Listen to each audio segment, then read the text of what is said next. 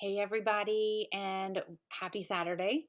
Wanted to talk to you about something that I posted on my blog last week a little bit and go through some of the steps of that. So here's the idea. It's the title of the blog was Put Your Children First, right? So if anybody saw that, the purpose of that is to kind of grab your attention. But why? What are we talking about? Put your children first. It is a concept and a investment strategy that uses real estate, and I am super excited about this. So I really want to share it with you, and I really want to knock it out for you in about three different steps. Okay, so step one, let's say that your children are young, right? Let's consider that they are 5 and under. Let's say that if for every child in your house, you purchase an investment property. What does that look like? You purchase an investment property now. Yes, you maintain it. Yes, but what also happens is you get to write off the interest of the loan if you take out a loan on taxes. You get to write off any repairs that are made to the home on taxes. It's an investment property. You rent it out, you cover the cost of a mortgage or the cost of the cash that it took to buy it. You do all of that. And if your children are under 5, then for the next 13 years, you're going to maintain that property. At the end of that, they're getting ready to graduate from high school. You make a decision. Do I want to sell the property? How many homes do you know of that lose value within the next 13 years? Very few. So, what you've done is you've invested in your children by creating a real estate investment.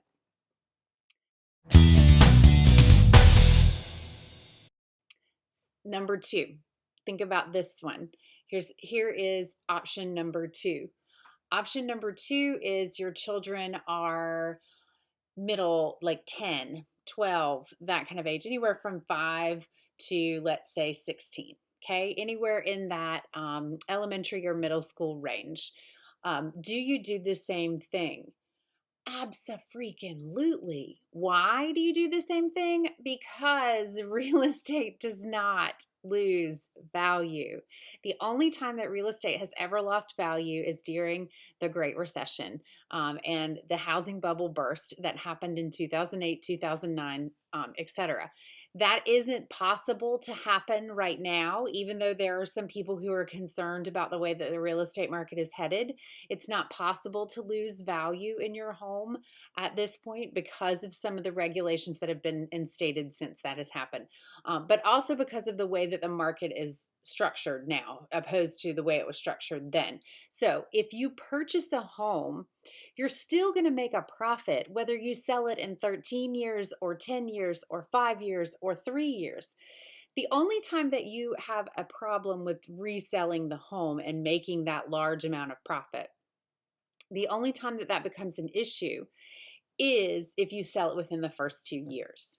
So a couple of things to consider, no matter in this step number two, when you have to put those numbers together a little bit better. Understand that an investment property means you're going to need 20% down.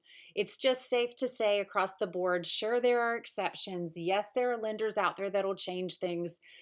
But for my peace of mind, when you're figuring this all out, consider that you're going to need 20% down. Okay. Second thing to understand is that you are going to have to, when you sell the property, if you choose to sell the property, you will pay capital gains taxes. Capital gains taxes has to be explained by a tax person. What I can tell you is that it's a percentage of your profit and it's based on your salary. It's based on your taxable income. So it's a percentage of the profit and it's based on taxable income. There are a million ways to get around it. There are a million ways to figure it. Again, you're going to need to talk to a tax professional. So those are the things and issues. If you're in between, if your children are between 5 and 16, take those into consideration before you make a decision about what to do.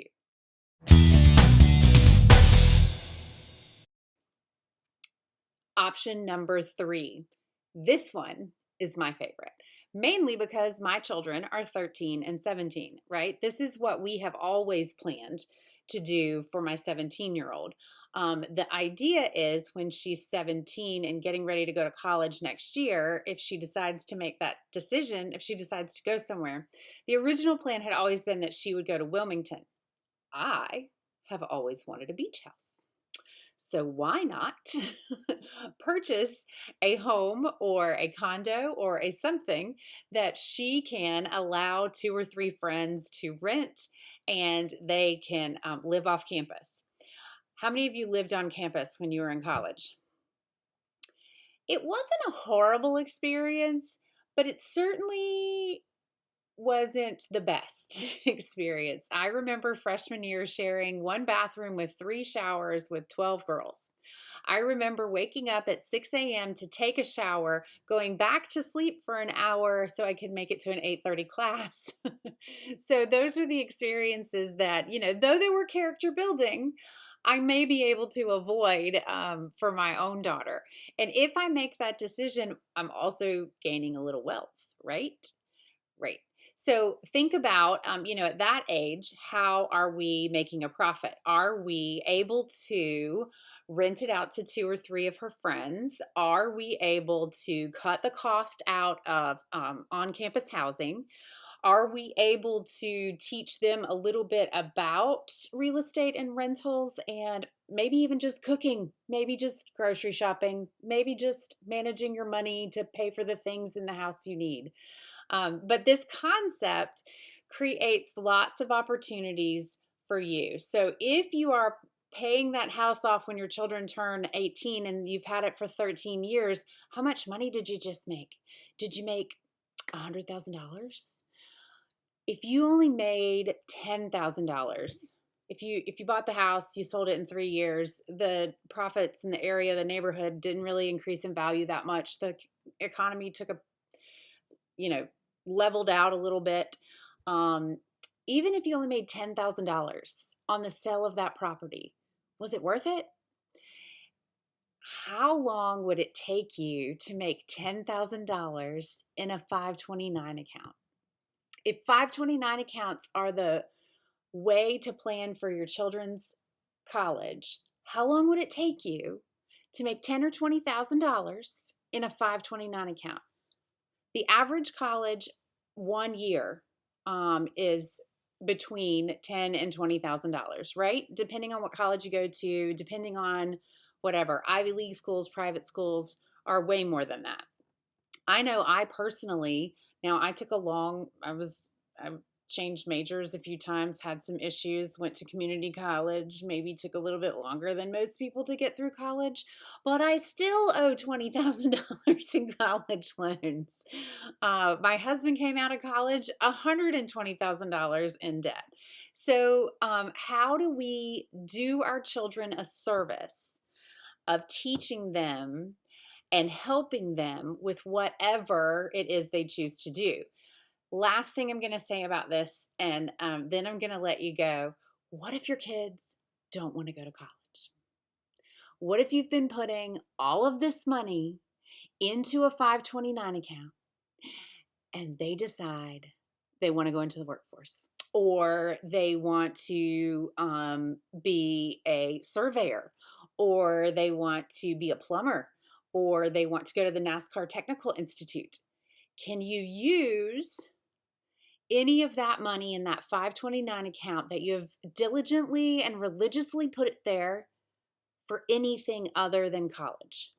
The answer to that question is no. Let's say that, for me, that is one of the biggest issues. So my problem is I need a place that my daughters, if they choose not to go to college, that we still have some form of investment that I can help them with the rest of their life. I don't want to move them out of the house and not give them an opportunity. But what if I can offer them a rental house that I own? They rent it from me, or they rent it through a rental company so I don't have to harp on them about mortgage.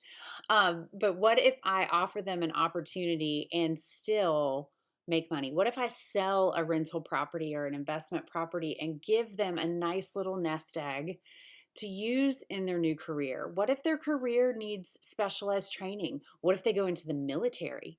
What if all of those things, if you're using a 529 account as your investment piece for your children's future, consider, is that really the best option?